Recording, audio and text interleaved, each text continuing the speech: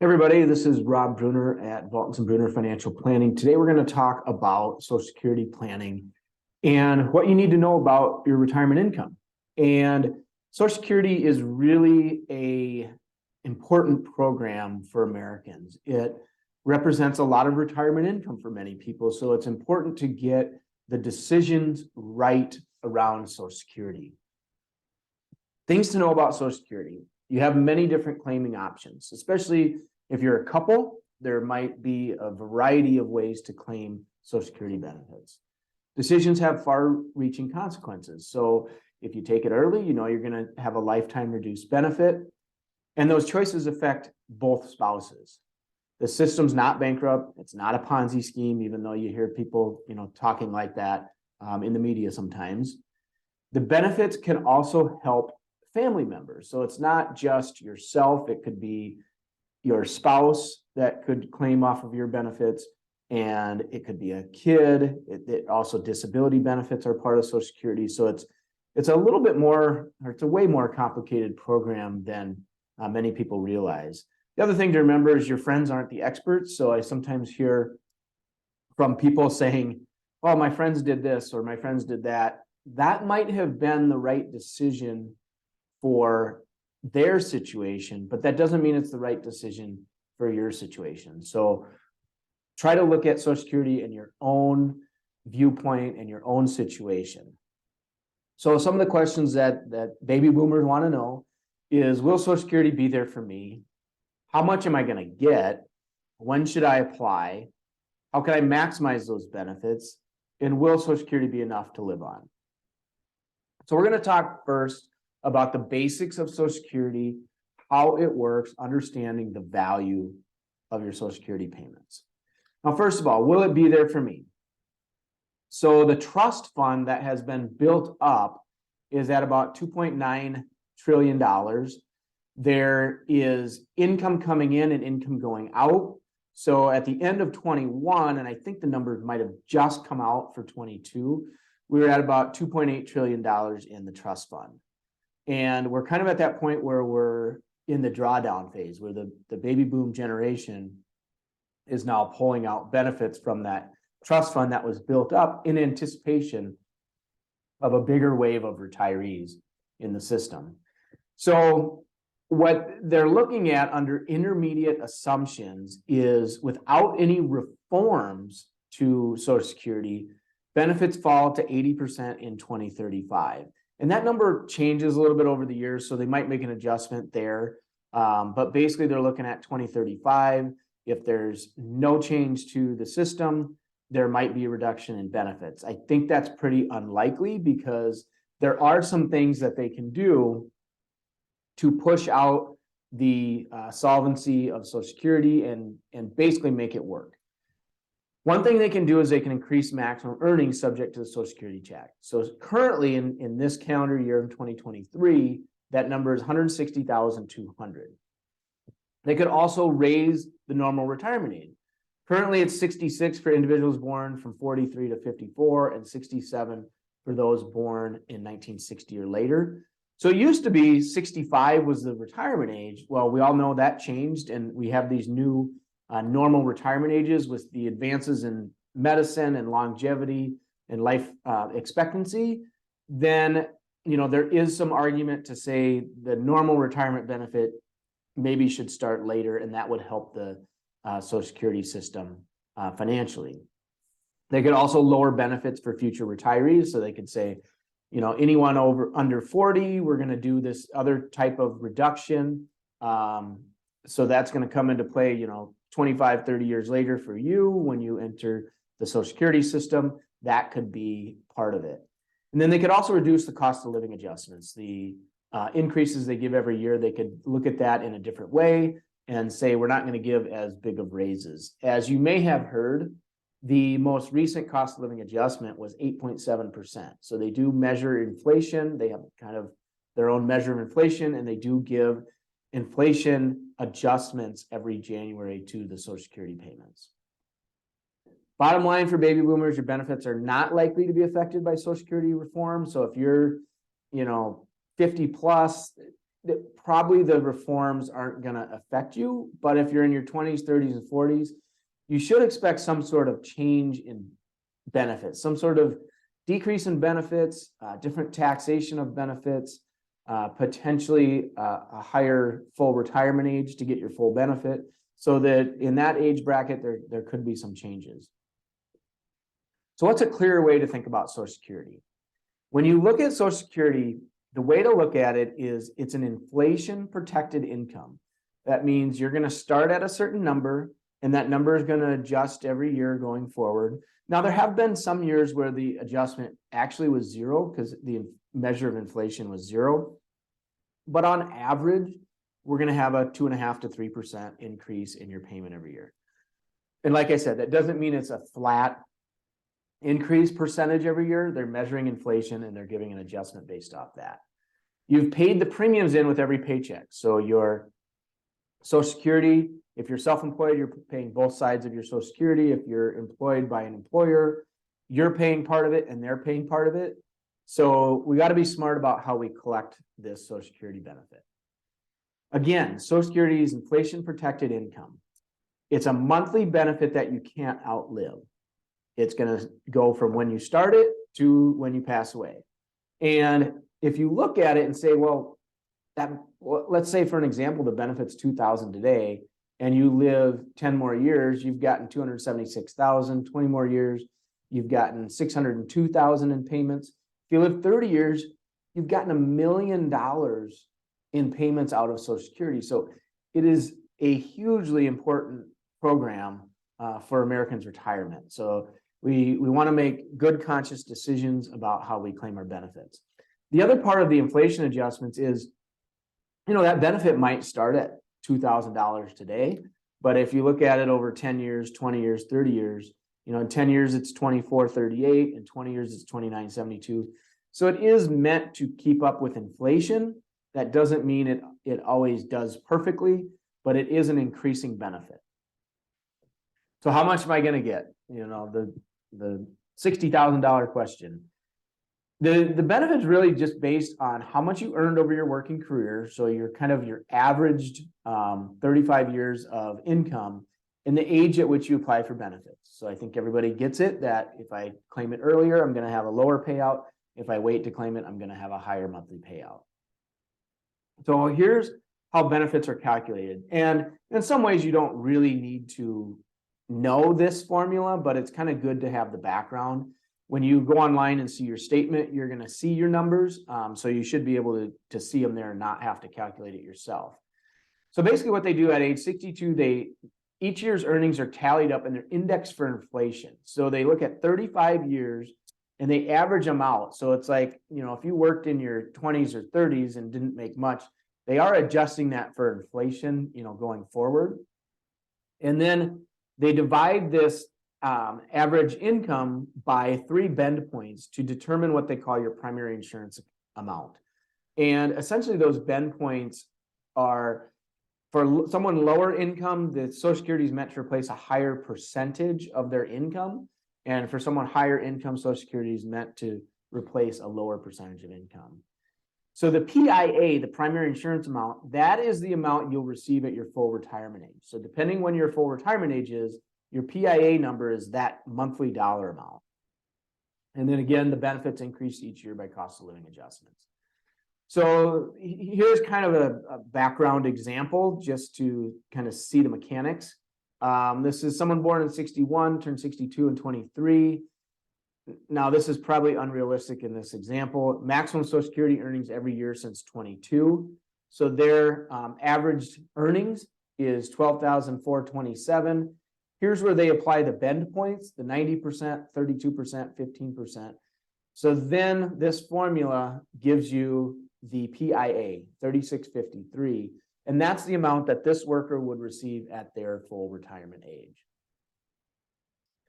So why shouldn't you claim it early instead of delaying till a later age or age 70? Well, your monthly benefit is going to be reduced if you claim it early. It may also be reduced for taxes and Medicare premiums, and benefits could be withheld if you work. So we're going to talk about the reductions in benefits and when you should apply. The things you got to think about, and this is where I get to the recommendation to look at your personal situation and figure out where you personally fit in these different categories.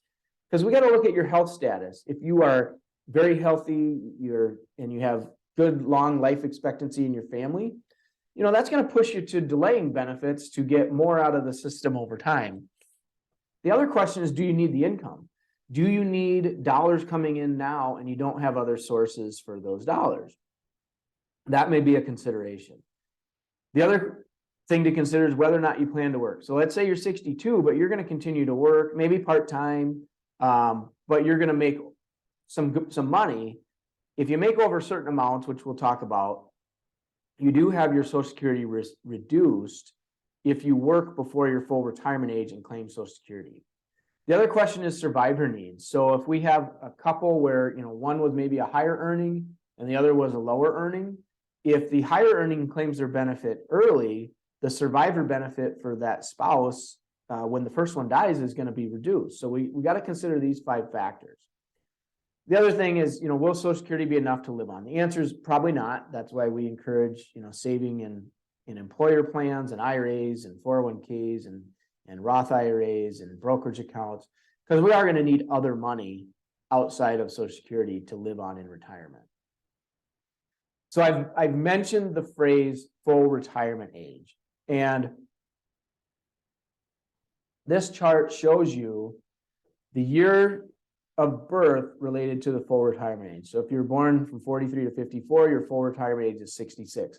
Again, why that full retirement age is important, because that's when you get your PIA. So your primary insurance amount is your full retirement age amount. So you'll see the different years and ages there. If you apply early, what happens? So if your full retirement age is 66 and you apply to start your benefit at 66, you're going to get your full primary insurance amount payment. If you claim it at 62, you're going to get about 75% of it. If you claim at 63, you're going to get about 80% of it, and so on and so forth. Now, for those that full retirement age is 67, if you claim it early at 62, you're going to get a reduction of about 30%. So you're going to have 70% of your PIA instead of 100% like you would get at 67. If you wait beyond your full retirement age, so this is someone whose full retirement age is 66, again, they're going to get their 100% of their PIA at 66, but each year you wait beyond there, you get 8% increase from that point.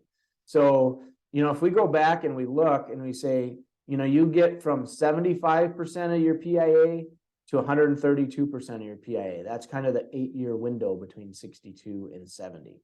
And again, similar kind of structure over here for those retiring with a full retirement age of 67. So how do you estimate your benefits? The Social Security website has gotten way better than it used to be. So I encourage everyone, no matter your age, to create an account on socialsecurity.gov or ssa.gov. And you can see your statement here. You can do retirement estimator. You can they have different calculators. So you can, go in and say, I want to show what it looks like if I retire at 60, but I don't take my benefit till 65. So you can run different ways of claiming benefits. So why am I going to delay benefits? Well, this is an example to show the dollar amount difference is if you age at which benefits were claimed, 62, full retirement age 67, you get 70% of that. And what happens when you get cost of living adjustments, if you get cost of living adjustments, that payment is going to increase. So by delaying benefits and getting a bigger dollar number, every time they give a cost of living adjustment, your dollar, because it's a percentage of your payment, your dollar amount is going to be higher if you waited to claim a bigger benefit. So, if I waited to claim a benefit and it's $2,250 versus if I waited to claim a benefit and it's $2,100, my cost of living adjustment, my 2% or 3% of that number, well, 3% of $2,250 is bigger than 3% of $2,100. So You do get those COLA adjustments on your dollar amount by waiting. And you get more income, later on, because your monthly payments are much bigger if you claimed at 67 versus claiming at 62. Now this is age 100. So, maybe more realistically looking out here at age 90 is if you claimed at 62 and you get COLA cost of living adjustments, your payment at 90 is $36.56. If you claimed at 67 and you got those same cost of living adjustments, because you waited, you're getting $52.23 at age 90 at this point. So it does have a compounding effect on your benefits. So how can I maximize benefits? Well, obviously, if your earnings record is higher, your benefit's going to be higher. So you want to make sure that your earnings statement is accurate. When you log into socialsecurity.gov, on your statement, you should show your list of all your years of working income. And we have actually found with a couple clients where they've had some years that were wrong, or they've had like a missing year. And so if you look at your history and it shows, wow, there's a 0 in 2008. Why would that be? I didn't have 0 income that year. Well, there's some mistake in the system. So, you might have to go back and prove to them that you did have income that year by sending them some info, or having your employer send them some info. But it does pay to look at that earnings history. It's not very common that they got it wrong, but we have seen some cases where they got that wrong. The other part of the consideration is applying for Social Security at the optimal time. Again, we go back to what are your income needs now versus in the future? What's your life expectancy, and what's your spouse's life expectancy?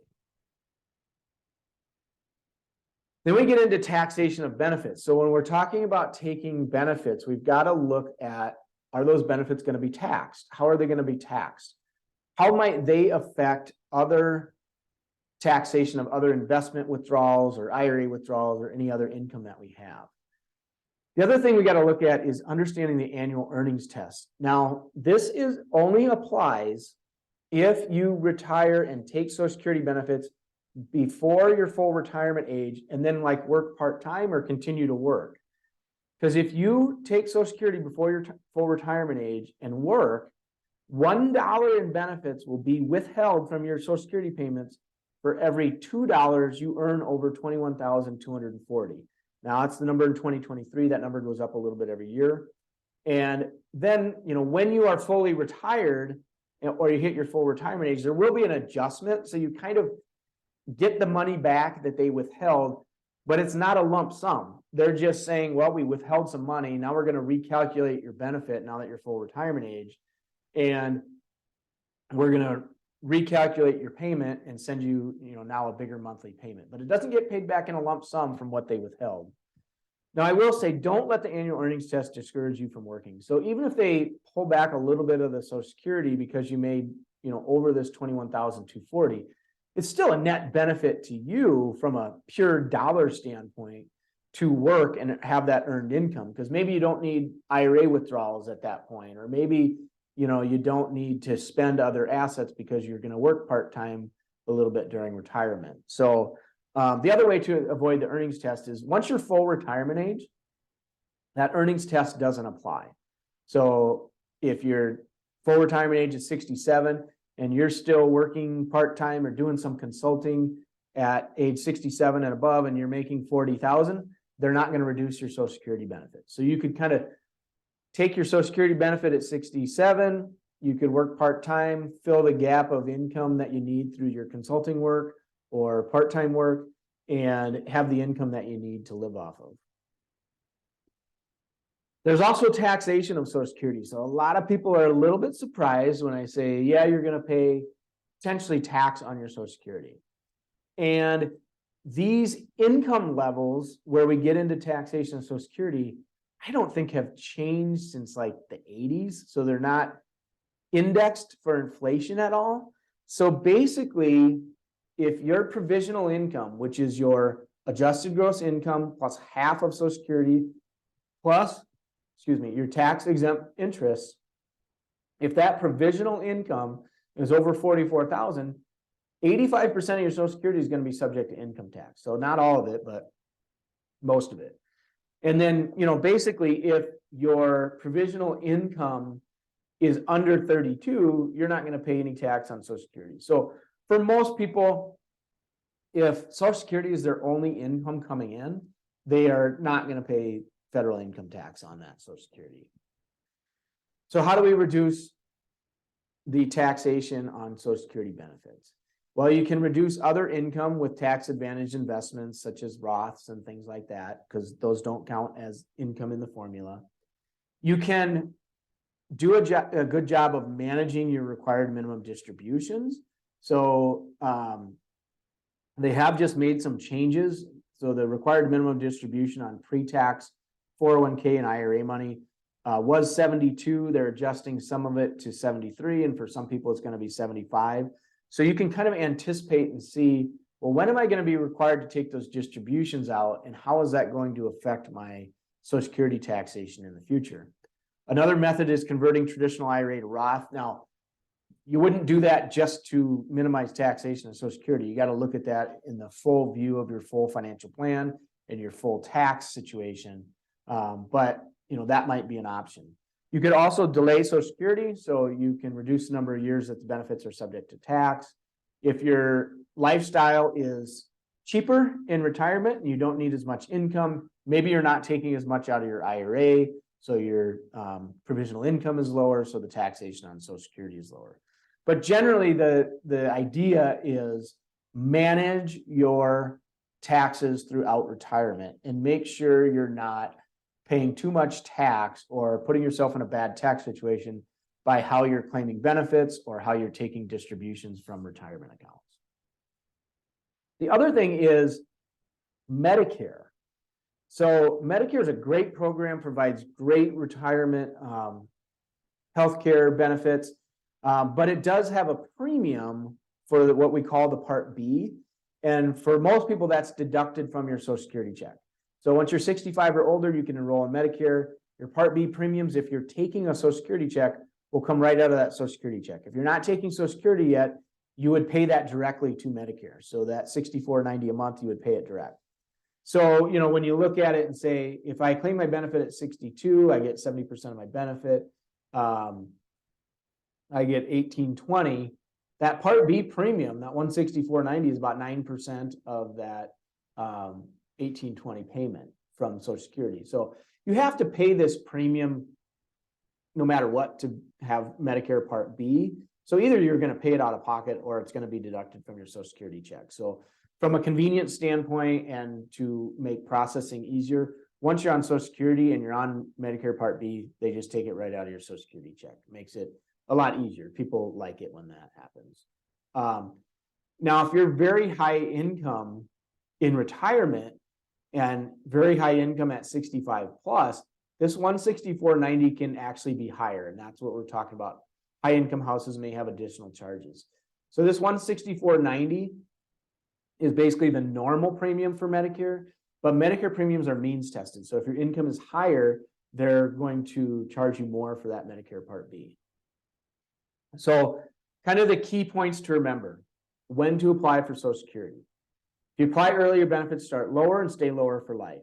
The cost of living adjustments, the COLAs, magnify the impact of earlier delayed claiming. The longer you live, the more beneficial is delayed benefits. I mean, I always joke with clients is, if we knew when you were going to die, we could perfectly, figure out your Social Security and retirement income plan. But, we got to look at life expectancy. We got to look at health and when we're making these decisions. We also got to look at taxes. In that earnings test, I always say, don't let it discourage you from working if you want to work and make some other income. And the other thing is delaying benefits may give the surviving spouse more income. And we're going to talk about survivor benefits. So for couples, you want to consider maximizing the higher earners benefit to protect the surviving spouse. Generally, the spousal benefit is half of the primary worker's PIA. So remember, primary insurance amount if started at full retirement age. So here's the example. John's PIA is $2,000, Jane's is $800. If she applies at her full retirement age, her benefit will be $1,000. Now, why is it 1,000? Because her benefit is 800. Well, it's 50% of John's or her benefit, whichever's higher. So if her benefit was 1,100, she would get 1,100 instead of the 1,000. So the rules for the spousal benefits, the primary worker, so in this case, John would have had to apply for benefits. The spouse must be at least 62. Now, if you take it at 62 as a spousal benefit, you're going to have that number reduced because you're taking it before your full retirement age. And there are no delayed credits on spousal benefits after full retirement age. So that 8% from like 67 to 70, for spousal benefits, that doesn't apply. So how do we coordinate spousal benefits? When we have a situation where the lower earning spouse PIA is more than 50% of the higher earning spouse, you could have both spouses delay to age 70, and then one spouse could take advantage of some spousal benefits as allowed. So waiting to age 70 is the, kind of the max payment strategy. And this will maximize benefits over what we would, I guess, would call average or long life expectancies. There's also a hybrid strategy, which seems to be popular because it's kind of a middle ground, is where the lower earning spouse is less than 50% of the higher earning spouse. The lower earning spouse claims early, and then the higher earning spouse claims at 70. The reason some people like this strategy, it generates some income sooner. So we got some start of some Social Security income going, but it also helps maximize the higher earning spouse benefit. So, if someone's benefit is way higher than the other spouse, it might make sense to take the lower earning spouse first and delay the higher earning spouse. So what happens if you're widowed or divorced? So how can that affect your claiming strategy?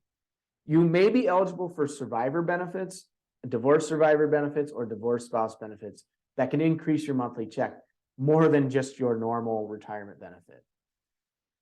A survivor benefit is based on two key factors: the age at which the deceased spouse originally claimed his or her benefit, the original benefit. If the deceased spouse claimed before full retirement age, the survivor benefit will be limited to the higher of the deceased spouse benefit, or 82.5% of his or her PIA. If the deceased claimed or after full retirement age, the survivor benefit will include delayed credits. So essentially what we're saying is the survivor benefit, if someone delayed benefits and got a higher payment, their surviving spouse is going to be helped out by that because they're going to be able to claim a higher spousal benefit.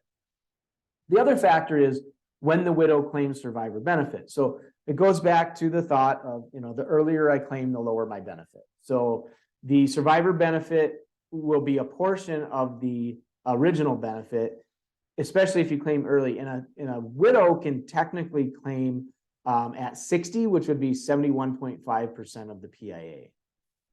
And then if the survivor claims at full retirement age or later, the survivor benefit's 100% of the original benefit. If a spouse dies while both are receiving benefits, so we have a situation where you both applied, you're both getting benefit. Let's say Joe's is 2,800, Julie's is 1,500, and Joe passes away. Julie notifies Social Security and her $1,500 benefit goes away, and it's replaced by her $2,800 survivor benefit. And here's an example of delayed claiming where this helps the surviving spouse. Well, he delayed till 70 in this case. His benefit was 124% of that 2,800. So it's 3,472. If Joe passes away there, Julie's survivor benefit will be 3,472, not 2,800. So she benefited in that case because he had delayed credits on her benefit, on his benefit. Now, some of the rules for survivors: couples must have been married for at least 9 months, except if there's an accident that causes the death. The survivor must be at least 60 for a reduced benefit. And then there are some disability benefits for younger than that. And then the survivor must be full retirement age if they want to get the full benefit. This is a key point too, because I've run into this with clients. The survivor benefit is not available if the widow or widower remarries before age 60, unless that marriage ends. So essentially, as an example, I had a client who unfortunately lost a spouse. He was going to get remarried and was 59 at the time. And I said, well, there is a survivor benefit Social Security issue if you get remarried before age 60. So they weren't planning on it anyway, but they got married at after age 60, and he was still able to claim a survivor benefit off his deceased spouse. On a divorced spouse survivor benefit, the marriage will have had to have lasted 10 years. So it's not like if you had a marriage that was a 1 year and divorced and the ex-spouse dies that you can get a survivor benefit there. It has to be a longer marriage, 10 years. And then for divorced spouse benefits, there's kind of some caveats here. Again, we get that 10-year thing. So the divorced spouse benefits are the same as spousal benefits if the marriage lasted 10 years or more. The person receiving that divorced spouse benefit is currently unmarried. So if you get remarried, it kind of knocks out the divorced spouse benefits for you, because then your benefits are based on your current spouse. The ex-spouse has to be at least age 62. And then if the divorce was more than 2 years ago, the ex-spouse does not need to have filed for benefits. So if the divorce is recent, the ex-spouse has to file for benefits for you to file to get divorced spouse benefits. If it's more than 2 years ago, then the ex-spouse does not have to file for you to get benefits based off of their earnings. Kind of some other caveats here from divorced spouse benefits. More than one ex-spouse can receive benefits off the same worker's record. So if someone was married for 10 years, got divorced, married for another 10 years to someone else, got divorced, married for another 10 years to someone, got divorced. Basically, 3 ex-spouses could be claiming a benefit off of one person. The benefits to one ex-spouse don't affect benefits paid to anyone else. So it's not like if one spouse is taking benefits based off someone that it reduces benefits for that spouse or any other ex-spouses. And the divorced spouse benefits stop upon remarriage of the spouse collecting benefits. So if I got divorced and claimed a benefit off my ex-spouse, but then got remarried, well, those benefits based off the ex-spouse are going to stop, and then it's going to revert to my own benefit or my current spouse's benefits. So kind of the key insights, things to remember, the summary here is Social Security offers inflation-protected income you cannot live, including benefits for survivors. Your monthly benefit will be reduced if you claim early. So again, full retirement ages currently range between 66 and 67. So if you claim early, it's going to be reduced. The maximum benefits at age 70. Couples should consider looking at strategies to claim benefits together and kind of coordinate those claiming strategies. The higher earning spouse, it's more beneficial for that person to wait because their number's bigger. And every year they wait, that dollar number goes up. And the cost of living adjustments on the higher number are going to be bigger dollar numbers in the future. If you're widowed or divorced, you may be eligible for benefits that can increase your own retirement check. So we want to be aware of those. So, we think everybody needs a personalized Social Security claiming analysis to understand how and when to apply and how their monthly benefit will fit in their overall retirement income plan. So if you have questions, definitely reach out to us and we can help figure those out. So it has to be a decision based off your personal plan, and you got to take into account, do I have a pension? Do I have IRAs and 401ks I'm taking distributions from? Will I have required minimum distributions at 72 or now 73 potentially for some people? What does my investment portfolio look like? Do I have a small investment portfolio? So Social Security is going to be way more, important and a bigger piece of my income, or do I have a big investment portfolio so Social Security doesn't make up a huge percentage of my retirement income? And then work. If you're going to work, it maybe doesn't make sense to claim benefits early. But if you're not going to make over $20,420, it maybe makes sense if you need the income to take Social Security. So it really, you got to look at Social Security decisions in the context of all your other decisions and assets and income sources that you're going to have. Now, the one thing is, you can call Social Security, you can set an appointment and go visit them. They can give you individual benefit estimates. They can tell you the amount you're entitled to, but they're not going to project future benefits. They're not going to help you with scenarios. They're not going to talk about maximizing benefits. Basically, they're there to process your application when you're ready to start your benefits.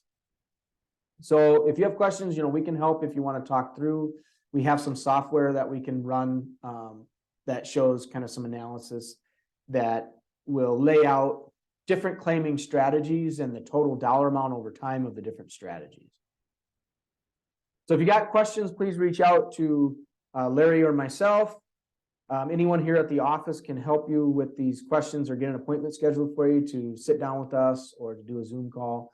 Again, on our website, you can schedule an appointment on the top right corner on vaultonsonfinancial.com. And just let us know if we can help. It's a more complicated subject than many people realize. So there are usually lots of questions around it and different ways to make the decision. So I hope this was beneficial today. Everybody have a great day. Take care.